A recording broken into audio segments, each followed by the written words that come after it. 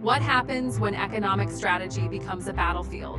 Tonight, we're diving into the reality of the trade war shaking the markets, how it's affecting your pocket, and whether the U.S. economy is heading for a recession or a record-breaking boom. From job numbers to Wall Street reactions, to the growing tension between the White House and elite institutions, there's a lot to unpack.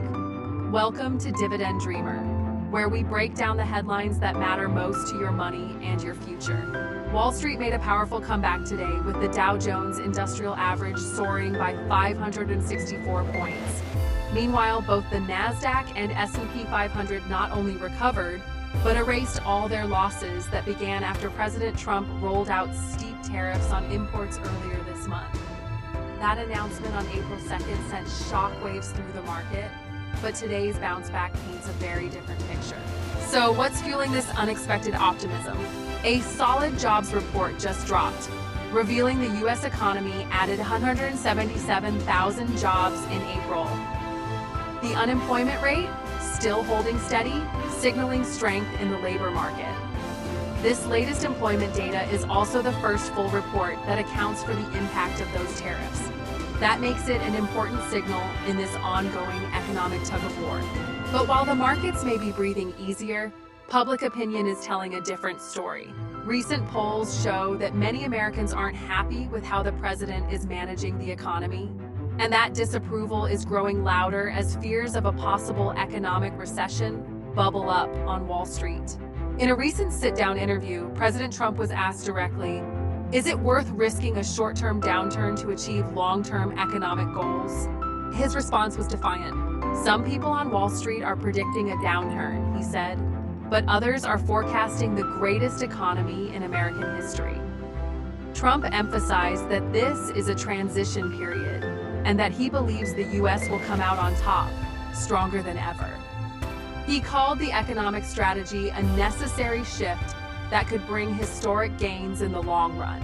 But this trade war isn't just shaking up financial markets, it's spilling over into higher education and legal battles. President Trump has reignited his long-standing feud with Harvard University, declaring plans to revoke the institution's tax-exempt status. In a fiery social media post, he claimed it's what they deserve. The White House's stance is part of a larger battle over political narratives, elite influence, and alleged bias. Harvard, however, isn't backing down. The university has already filed a lawsuit challenging the administration's threats. In response to Trump's tax status claims, Harvard fired back, saying there is no legal basis for removing their nonprofit status. What's fueling this fight? It partly centers around accusations of anti-Semitism on campus. This week, a scathing internal report from a Harvard task force revealed disturbing findings, highlighting a trend of hostility toward Jewish students and a broader demonization of Israel. The report points to bullying and intimidation as serious issues that the university is now pledging to address. Harvard's president responded directly, saying that while anti-Semitism is indeed a real and urgent concern, the president's attempt to link it to tax policy is unrelated. She emphasized that Harvard takes these allegations seriously and is actively working on reforms, but believes that discussions of tax status and research funding are a completely separate matter. Meanwhile, the drama doesn't stop there.